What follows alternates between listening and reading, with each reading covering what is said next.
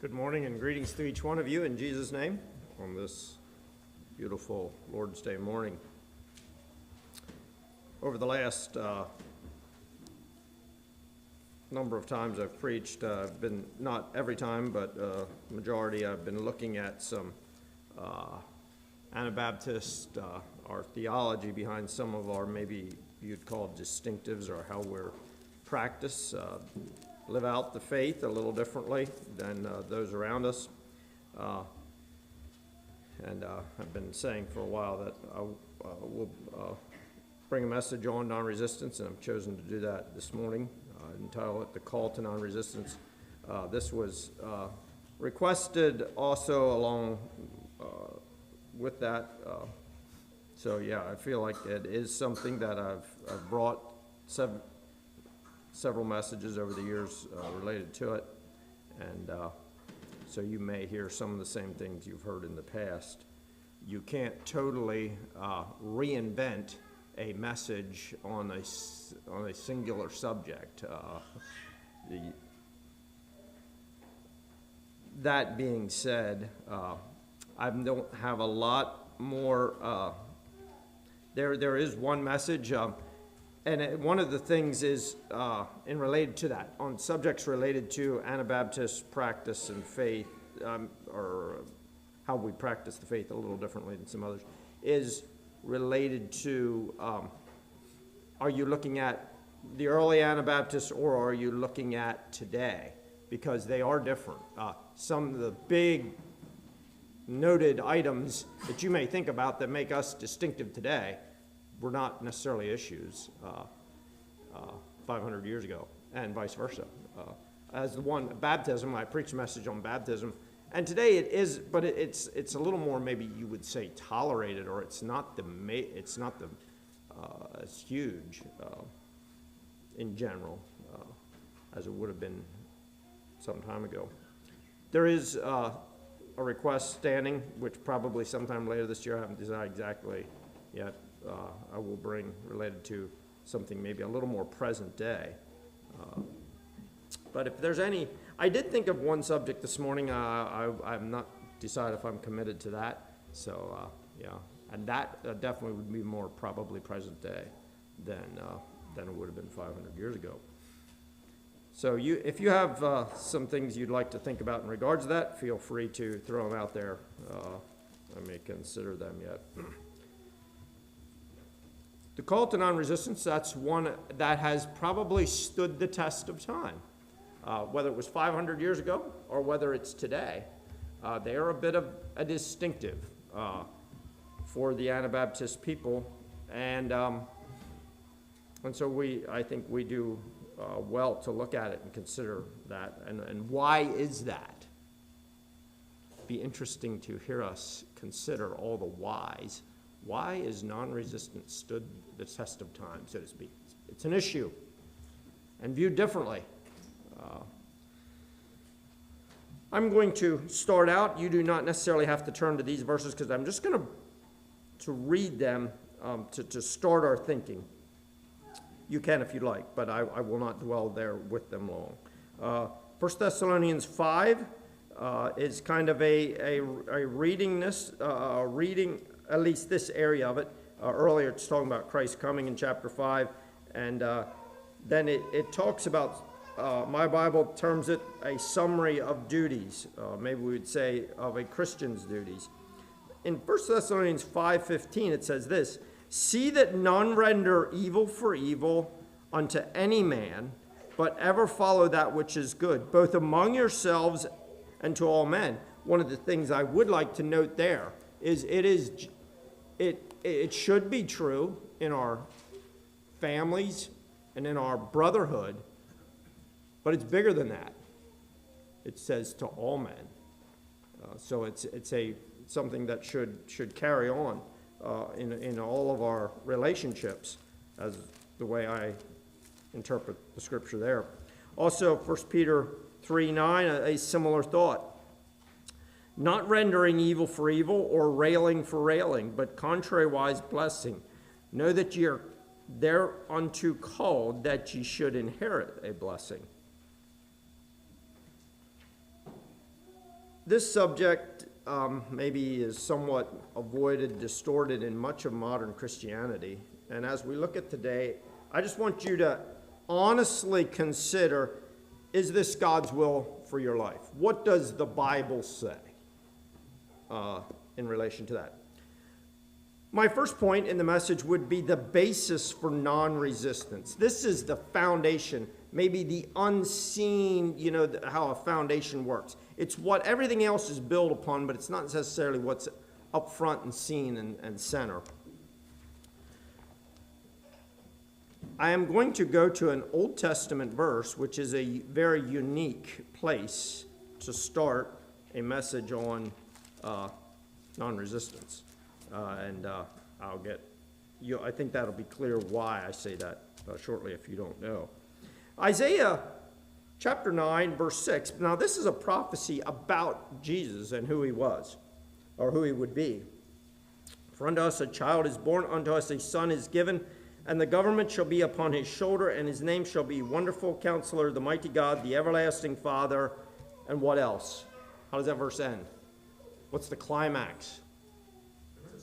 Prince of Peace. Very good. Let's say that all together. The Prince of Peace. Why? What's the big deal? Well, how he gives peace. Jesus was to provide peace between God and man, a holy God and sinful man. And I think that's at the root of why he's the Prince of Peace. But that being said, the work of Christ brings peace at all levels, not only in the salvation and provides us a means of justification between a holy God and sinful man. But it only makes sense that God's children will then be agents of peace as well. If Jesus, God's Son, is the Prince of Peace, how do you think his children should be the best soldiers the world ever knew? Does that make sense? No, we can see that. We understand that. We should be an image, a image bearer of him. Non-resistance is an outward manifestation of the peace being a reality in the soul. Non-resistance is an outworking of that. Another major attributes of God that are fleshed out by his children come out in the Sermon on the Mount in Matthew 5. This would be maybe not the most, I want to be very careful ranking scriptures as what is important and most important. I'm going to read 5 verses from Matthew 5, so if you have your Bible and you want to turn along, or if you want to look at a copy of the Word, I'll read Matthew 5, verses 38 through 48. And when I get done, I want someone to give us what is the attribute of God that is made known through how we are to live. Ye have heard that it hath been said, an eye for an eye, and a tooth for a tooth. But I say unto you, that ye resist not evil. But whosoever shall smite thee on thy right cheek, turn to him the other also. And if any man will sue thee at the law, and take away thy coat, let him have thy cloak also. And whosoever shall compel thee to go a mile, go with him twain. Give to him that asketh of thee, and him that would borrow of thee, turn thou not away. Ye have heard that it hath been said, thou shalt love thy neighbor, and hate thine enemy. But I say unto you, love your enemies. Bless them that curse you. Do good to them that hate you. Pray for them that which despitefully use you, and persecute you. And that ye may be the children of your Father which is in heaven. For he maketh his sun to rise on the evil and on the good, and sendeth rain on the just and on the unjust. For if ye love them which love you, what reward have ye? Do not even the publicans the same? And if you salute your brethren only, what do ye more than others? Do not even the publicans so? Be ye therefore perfect, even as your Father which is in heaven is perfect. So what's the character quality of God to be seen in his children here? Somebody shout it out. What is it? 4-letter word. It was used in the text here, but it wasn't used a lot. But the principle is very much there. Love. The supremacy of love cannot be overstated, particularly in this New Testament era. Verse 38 shows the use, how the Old Testament standard, but here Jesus introduces a new way. Now, the principle, I want to say the principle of it all is to lay aside self-interest, which is interesting in relating to our Sunday school lesson too. We're to serve others, even those that we may not know, and those that oppose us. That is real easy to talk about, but it goes against what? The natural man, how we're all wired. I do want to add, it was interesting for me in this study, again, to think about the fact that this Old Testament teaching, eye for an eye and tooth for tooth, did not give you, it wasn't the license, if we go out here in the parking lot and somebody punches me in the nose, I can punch him back in the nose. That's really not what the Old Testament was saying, that you're allowed revenge. Somebody pounds on you, you can pound them back. No, that's not what the Old Testament was. The Old Testament, it was geared more at the governmental level, or at the, for judges in making a judgment, because the children of Israel were the people of God contained in a country, and that's a unique thing.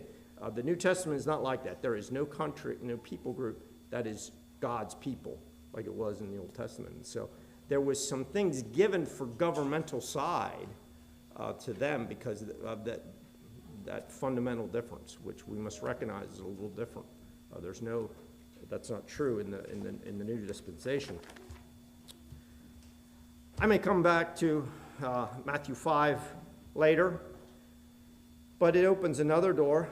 One of the things that will come up in this subject, for sure, if you talk with people around you about it, particularly other Christian groups. Notice I used the word Christian there, hopefully not Anabaptist, but depending what for Anabaptists you're fellowshipping with, they can get shaky on this theology as well.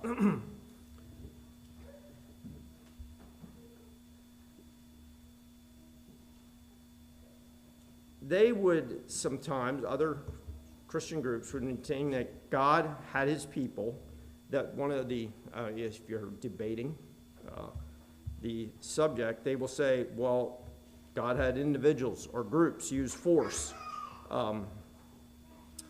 They will use instances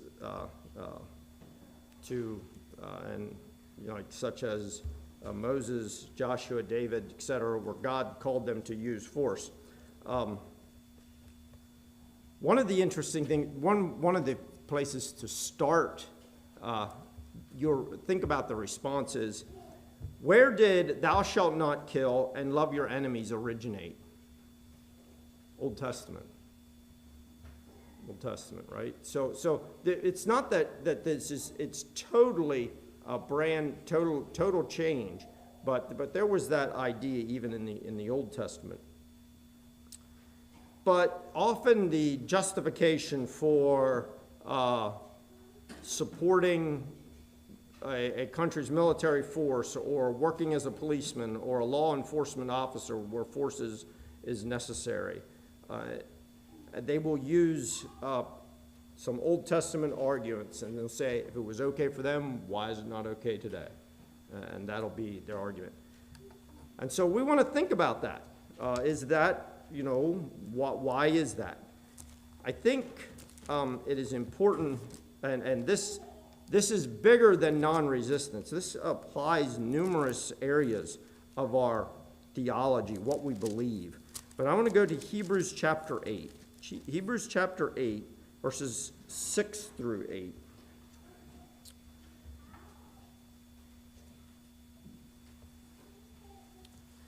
But now hath he obtained a more excellent ministry, by which also he is the mediator of a better covenant. This is talking about Christ. And maybe I hear a lot of pages going. I'm sorry, I rushed. Hebrews 8, verse 6. But now hath he obtained a more excellent ministry, by how much also he is the mediator of a better covenant, which was established upon better promises. For if that first covenant had been faultless, then should no place have been sought for the second.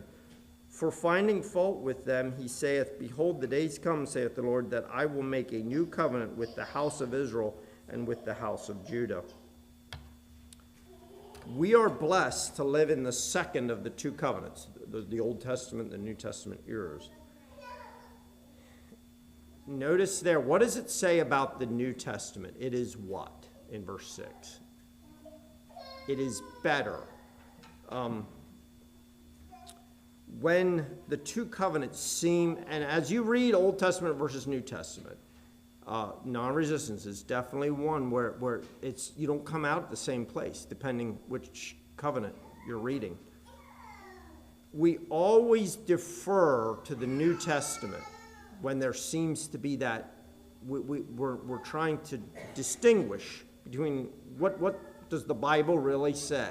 We always defer to the new. The new is the last word from God. And so we always end up there. I don't think there's any way. You very seldomly, and I have not been a big-time follower. I did listen, maybe it was Watch, a number of years ago. Dean Taylor and David Brousseau debate, two other theologians from the other side. And and a few times I've heard debates on the line. Very seldomly will be the pro, those that are say it's okay for the Christian to use force. They will always go to the Old Testament. They won't have a lot of New Testament basis for their position. And that's why this is so important, that we be grounded, we understand. We're not saying the Old Testament is bad and it's the New Testament is better. And that's what Hebrews is clearly saying here. It's the last word, it's how we're going to live in this new dispensation. I just think that's important to understand. It's not saying the old is wrong, it's just saying the new is better. Is that okay? And if someone's not clear on that, we can talk about that more later. Another closely related idea to this, and this really gets to some of the basis, the underlying foundation for the non-resistance position, is the two-kingdom concept. And I want to go to, if you're turning to passages, go to Colossians chapter 3. It's very, very helpful if you're going to believe the non-resistant position to see the two-kingdom position. Because if you don't see the two-kingdom position, everything's up for debate. It gets really muddy really fast. Colossians 3, 1 through 4. Colossians 3, starting in verse 1. If ye then be risen with Christ, seek those things which are above, where Christ sitteth on the right hand of God. Set your affection on things above, not on things on the earth. For ye are dead, and your life is hid with Christ in God. Then Christ, who is our life, shall appear. Then shall ye also appear with him in glory. I think it's clear here. There is God's or Christ's kingdom, and there's this world's kingdom. There are two kingdoms. And only one of those two kingdoms can have your heart or interest. And you can only devote yourself to one of them. That concept is just so important. Because as humans, we like to keep a foot in each kingdom. See, that keeps all my options open. We like all our options. Mike, I don't think you'll mind this story.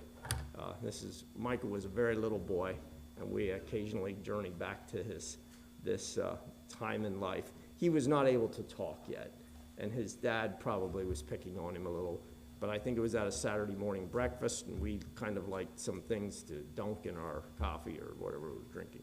And so I offered him an Oreo cookie and a powdered donut, like this, I was communicating to him, you have a choice, And I held them out then, and that little boy's eyes went from one to the other. And you know what he did? He went. He wanted to keep his options open. He wanted both. Wanted to be in the Oreo kingdom and in the powdered donut kingdom. Right? And that's how we are as people. We like our options. We want to keep our feet in both worlds. So my options are open. But you can't have it that way. It is one kingdom. You will be in God's kingdom or you will be in this world's kingdom. You will not be in both. It is not physically, spiritually possible. And I think we do well to remember that. You got to choose which kingdom you're in. The choices you make in life determine which kingdom you're in. And that's important. I would remind you, if you want to get a clear understanding and you want to understand our position on non-resistance, this is foundational stuff. This is the pillars they're built on. If you blow this up, if you're not buying this, you may as well skip it. It doesn't make sense. Will not work. Can't be done. If you're not willing to commit to believing that there's two kingdoms, and I and every other person at Moni in one.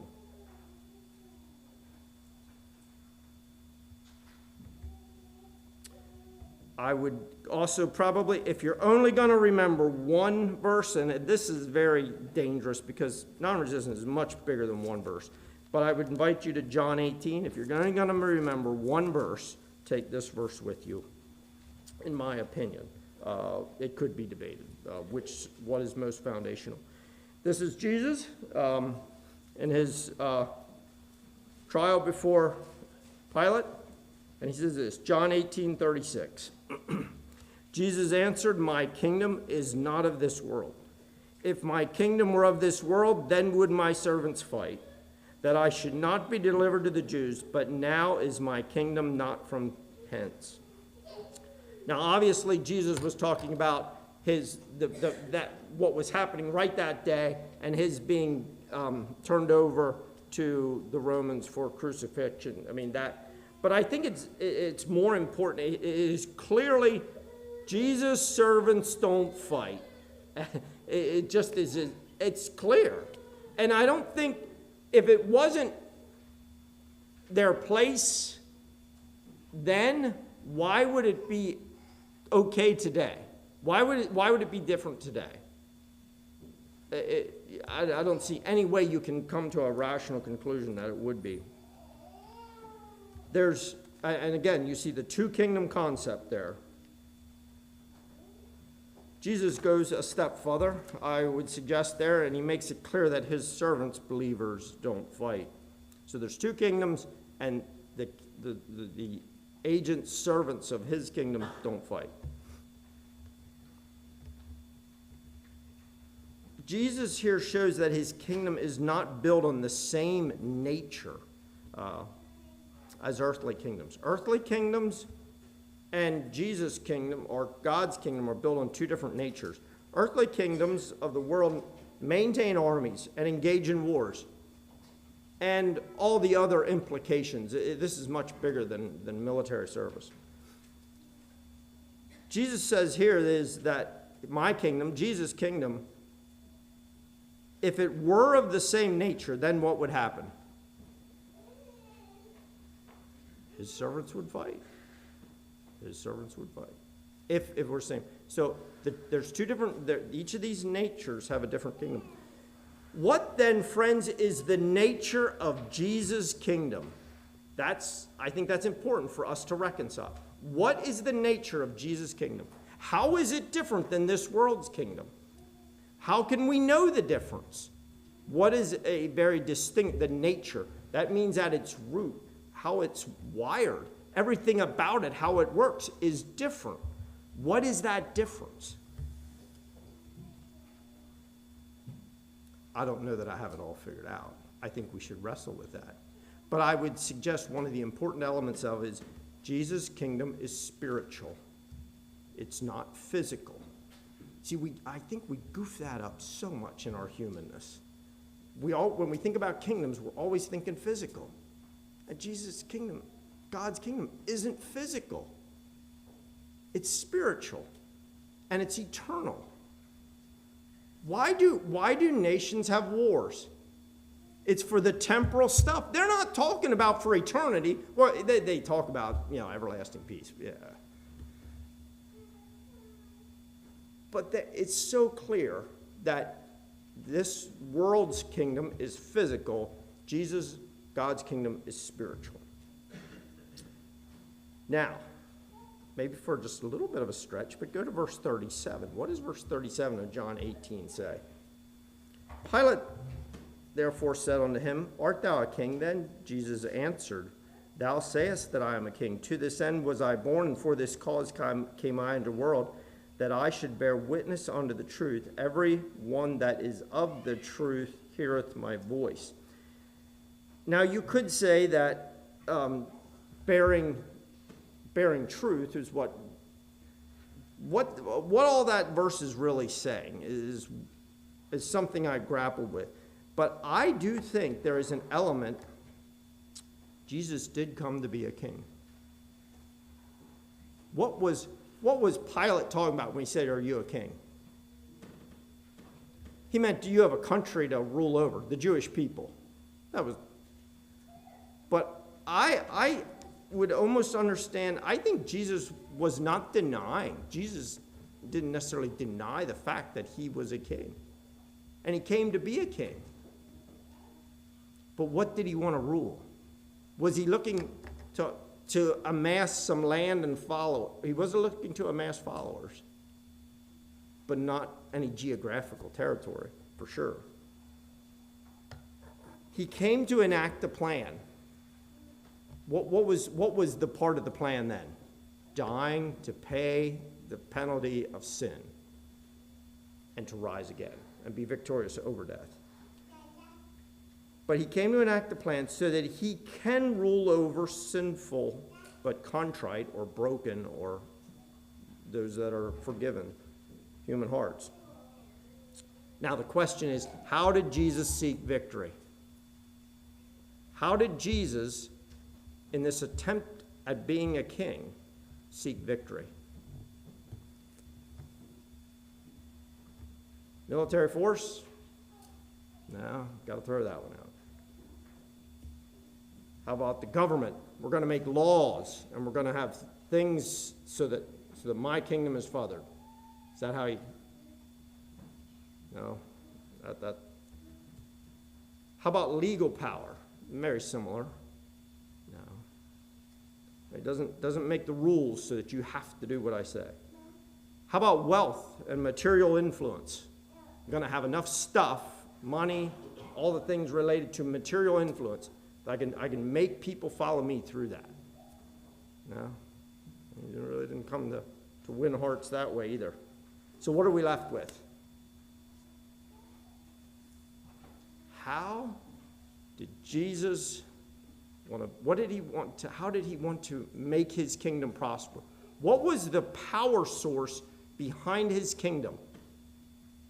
What does he call you to do to make his kingdom grow?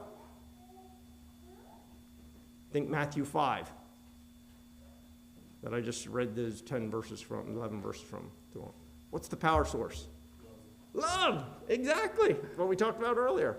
That's how Jesus came to rule. He said, I'm going to rule by love. Love is going to overcome. Does that sound familiar? How about 1 Corinthians 13? These three, but the greatest of these is charity or love.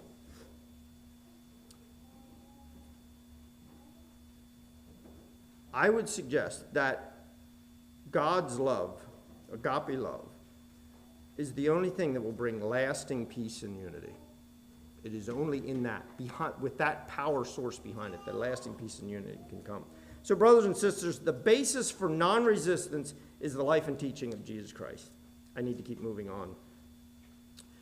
Now, we so often, before I go to my second point, so often we think, well, because we were born into it, we can kind of see that maybe. How many of you, this is a question, nostalgic question, I guess. This isn't significant to the subject. How many of you were at the Wednesday night at the fire hall when Dean Taylor came and talked to us at Living Water? There's a handful of yous here, yep. That was a very insightful service for me, I remember. I'm debating whether I was ordained yet or not, but yeah, I think maybe I was. So if I was, it was between 2000 and 2002, because 2002 we went to the church, Valley View, and we were there till 2004 when we came to this building. But Dean Taylor didn't grow up in a home. Where did Dean Taylor get the idea that non-resistance is taught? Do you know where he was? Does anybody know where he was? What was he doing in his life right then when he came to the realization that the scripture calls us to non-resistance? He was in Europe in the United States Armed Forces. So if there's anybody that should have been indoctrinated that the other way is the right way, it was probably, he had a good head start on it. But he said, as I read the Bible, he said, it was just there. I couldn't get away from it. Non-resistance is the God-ordained way a relationship should be worked out. Moving on to the second point. We had the basis for non-resistance. The second point is the non-resistant heart. The truth of non-resistance as a way of life can clearly be seen in Scripture. I think, that's what we're trying to look at, and I couldn't look at everything related to that. But the hardest part of living it out is for our heart to be sanctified day by day. I was just reminded of this, I believe it was on Friday. Through no fault of me and my family's, a business transaction, there was a signature missed on a legal document that's so legal it couldn't even be mailed. And that business is 70 miles away. And yet it felt like they were putting the responsibility back on us, that we'd drive 70 miles there, 70 miles home, our time, all that, to get that signature on that document. There was something within me that, and I didn't respond real well. Because it's your problem. You'd have had a lot of fees and things to tack on if the roles would have been reversed, I'd have told the guy. We're still working that all out. I think, and I need to go this second mile there myself. You get the non-resistant heart is where we're really needing to be so that we live it out. Because if our heart isn't there, we're going to lose it. The greatest battleground happens in the heart of each one of us. There is still within the human heart the desire to take care of ourselves, to look after ourselves. And that's the opposite of non-resistance. That is not non-resistant. For time, I'm not going to spend much time there, but I go back to Colossians 3, verses 1 through 4, and that's the one where we're remembering that there's the two kingdoms. Non-resistance must come from a heart renewed and changed by Christ. That's where it comes from. We can't expect our unbelieving neighbor to ever be non-resistant. That is totally unacceptable for us to think that's possible. If we struggle to live it out as a believer, an unbeliever has no shot of living it out, and we can't expect them to even try. So the question comes back, what is my supreme attachment? What am I taking care of at the bottom line? And again, back to the two kingdoms. What is living Christ worth for you? How much money will it take? How much time will it take of yours before you say, I can't do it? That's too much time. That's too much of my life. I can't give that, for whatever reason. Where your affection is, your citizenship is. That's the way of deciding which kingdom we're in. We have a choice, but none of us can have dual citizenship, and I tried to highlight that earlier. The Christian life is about an ongoing death to Christ, a daily dying to the old man, and then serving Christ's kingdom out of that, in place of that. The believer's goals, and I would take this from verse 4 of Colossians 3, the believer's goals, dreams, longings are based in Christ and not this life.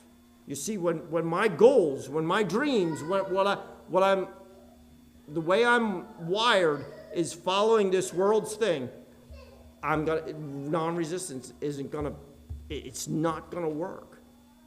Because so often those dreams, those goals are going to be counter to the non-resistant position.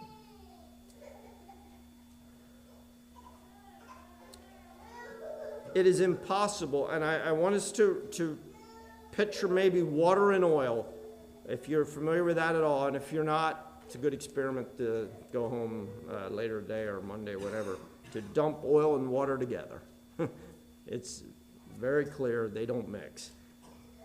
And it is impossible to join the peace, joy, and righteousness of Christ's kingdom and the fighting war and anger of the sinful world around us.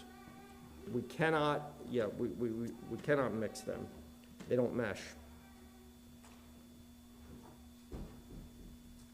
I'm going to quickly read a passage from 2 Corinthians, chapter 10, verses 3 through 5. It says this. 1 Corinthians 2 Corinthians 10. For though we walk in the flesh, we do not war after the flesh. For the weapons of our warfare are not carnal, but mighty to God through the pulling down of strongholds, casting down imaginations and every high thing that exalted itself against the knowledge of God, and bringing into captivity every thought to the obedience of Christ. Being one of the challenges that the world will throw to the non-resistant position is, you're doing that, it's the easy way out. You're scared. You really can't handle it. You're not tough enough. You really think that one out, friends. Really think that one out. That's not true. Non-resistance is not for the weak and the scared, because you are going to get hurt. You're going to get beat up at some point in time because you're non-resistant. You're going to suffer. You're going to have pain if you take the non-resistant position throughout life, some way, some point. That may not all be physical, or, sometimes the pain might be losing thousands of dollars because you got taken advantage of and you didn't seek your recourse, or as the world would say. The first step of our spirit being renewed by God, and we need that daily renewal and then we can have a soul, and I would have the mind, will, and emotions there, controlled by the power of God. But I would suggest that we need to, as we think about it, as we process life, is that as adults, we've got to reconcile living out non-resistance in the everyday positions of life. I will suggest to you that if dad fights tooth and nail, that nobody takes financial advantage of him, it's going to be a real struggle for the son or the grandson not to see that, well, it's wrong for you to be a policeman, or it's wrong for you to not be a soldier, because they're rooted in the same hard issues. Does that make sense? If mom just keeps a running record of who wrongs her, and she knows that, and they don't get her help, and she's never there for them, you think that won't influence where a daughter comes out on the position of non-resistance? It sure does. It sure does. And so all of us need to remember that it's just not a thing for a certain age group or a certain few things. It encompasses so much of life. Non-resistance is a hard issue. Third and last point, I'll try to make this very quick, the non-resistant life. And I would go back to Matthew 5 there. verses 38 through 48. A person with a heart full of love for self will find those verses impossible to live out. There's no way, if me and my kingdom is first place, that we've got any shot of living Matthew 5 out. And I think we do ourselves well to continually monitor where we are at in that. I would point to verses 46, Matthew 5, verses 46 through 48 there, and maybe I'll just reread them. For if ye love them which love you, what reward have ye? Do not even the publicans the same? And if ye salute your brethren only, what do ye more than others? Do not even the publicans so? Be ye therefore perfect, even as your Father which is in heaven is perfect. Living out non-resistance gives a clear, loud testimony for Christ. For all people know it's not natural. They know it. If you live out a non-resistant life, that will speak volumes, because people know that's not how the world turns most of the time, we would say. It is very, very counter-normal. I'm going to quickly go to some verses yet in Romans. I cannot skip these, even if the clock says I should, because they're so foundational to the subject. Romans 12, verses 18 through 21 says this: If it be possible, as much as lieth in you, live peaceably with all men. Dearly beloved, avenge not yourselves, but rather give place unto wrath. For it is written, Vengeance is mine, I will repay, saith the Lord. Therefore, if thine enemy hunger, feed him. If he thirst, give him drink. For in so doing, thou shalt heap coals of fire on his head. Be not overcome of evil, but overcome evil with good. Possibly that should have been in the heart section of what I looked at. But the non-resistant life is a very counter the normal way of doing things. It is totally against. It is the, you say, what does that look like? It's the opposite of revenge. It's the opposite of, when you get hit, you hit back. It's the opposite of that.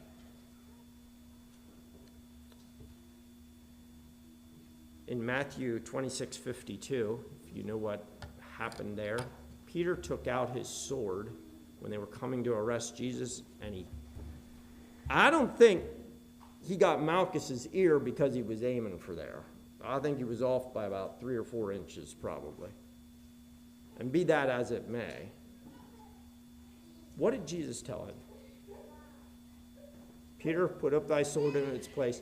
For they that take the sword shall perish with the sword. I believe I'm quoting that pretty closely. In Jesus' word perish, what was he meaning? What was he talking about? Now, what do we naturally go? We naturally go to the physical, right? So is Jesus saying, if you take up the sword and you kill somebody, you're going to get killed back? It could be. I'm not saying there's not a level of truth there, but we know that there's many people that have killed somebody in a military, law enforcement, whatever situation, and they died a natural death. That's happened many, many, many, many, many times. So the other possibility is, could have Jesus, they that take up the sword shall perish with the sword. Could have Jesus been meaning that in a spiritual, eternal sense instead? That puts a whole new spin on it. To me, anyhow. Was he saying it's impossible to knowingly, willingly take somebody's life and live eternally, live spiritually? I don't know. I'm not giving a definite answer to that. I ask us to consider that. Now I yet want to go to Romans 13. This is another, probably one of the most significant for the two kingdom concept and for non-resistance. Romans 13, 1 through 6. Let every soul be subject unto the higher powers. I should also note, watch the personal pronouns here. when he's talking about the government and when he's talking about his followers. Watch them, because that it is significant. Let every soul be subject unto the higher powers, for there is no power but of God. The powers that be are ordained of God. Whosoever therefore resisteth the power resisteth the ordinance of God, and they that resist shall receive to themselves damnation. For rulers are not a terror unto good works, but to evil. Wilt thou then be afraid of the power? Do that which is good, and thou shalt receive praise of the same. Notice, for he, that's talking about the government, for he is the minister of God. To thee, notice thee, for good. He's talking about to his servants there. But if thou do that which is evil, be afraid, for he, the government, the power, beareth not the sword in vain, for he, is the minister of God. And in fact, that's very significant. If you are challenged on non-resistance, that the military brought that up in the past to COs, conscientious objectors. Aren't you the minister of God in serving in that place? The Bible says it. He is the minister of God. But notice it's saying he. It's the revenger to execute wrath upon him that doeth evil. Therefore ye must needs be subject, not only wrath, but also for conscience sake. For this cause pay ye, his people, tribute also, for they, the ministers, they are the ones, the government, are God's ministers, tending continually upon this very thing. Remember what a minister is. A minister is a servant, one that serves that entity. Again, we're thinking about the New Testament change here, and the personal pronouns. It's clear that from these verses that God does not expect his servants to be in the governments of this world. That's they and them and he. But ye and thou are a different group. And I think we need to reconcile that in our position.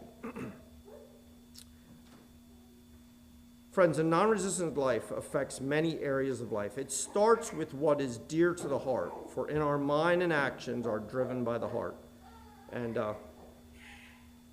a general principle, a very general principle, but I think it's good to think about, to process. Our non-resistance is challenged the most in the areas we feel the need to protect ourselves and those we love. And I'll just throw something, and I don't know where all this comes out, but our areas to consider, our family and friends. Another one that can be a real struggle, reputation and image. When your reputation, your image is attacked or is taken advantage of, how do you respond? When our material things, our money, our land, our homes, our businesses, our vehicles, et cetera, et cetera, et cetera, how do we respond when those things are taken or abused or used by someone else? Our health and our well-being, and last and most significant probably is our life itself. What does non-resistance look like? I'll quickly journey back to Dean Taylor's testimony simply because I thought it spoke volumes. This is as I recall it. Someone that was there, if you remember it better, correct me if I was wrong, if I gave the story wrong. But I think I'll have the principal parts close enough. They were seeking to get out of the military now. They said, we can't serve because we have been convicted that non-resistance is where we need to be. And so this was the last hearing before someone in the military. They were stationed in Europe. The Persian Gulf War had just ended. So, you know, one of the things the military is always trying, when you have people wanting to get out, why do you want to get out? And I'm sure there's a few that want to get out when you get into a war, because all of a sudden I could die. This could be they have real skin in the game there. But the war had just ended. You're in the military, but the war just ended. We don't have to worry about that anymore, I think he was he was saying. The officer in charge said, you can be discharged for your convictions on non-resistance. But he said, I'll tell you what. But then I think maybe they would have went over all the things related to it. Would be a dishonorable discharge. That would permanently be on your record. It is not to your advantage. Probably all the benefits in the future life that you have coming, medical care, all kinds of things that possibly could be nice things to have through the rest of your life. You lose them. Dishonorable discharge, you're not getting ahead. It is not to your benefit. And that would have all been very clear to everyone involved in this. But he said, I'll tell you what, the war's over, so why don't you just finish out your term, the agreed upon time, and then you won't have any of this on your record, and then you can just continue on your life. You know, the war's over. There's no reason to, you know, maybe, I don't know how much time they had, but I think they were serving 4-year terms, and so maybe he was down to a year or two to serve yet. But him and his wife, and there was another couple involved, said, no, we're going to quit, even if it is we're going to take dishonorable discharge so we can leave today or tomorrow or whatever, even though we know it's not to our advantage. We're not doing this to get ahead in life. Maybe they're getting ahead eternally and spiritually, but not materially and physically.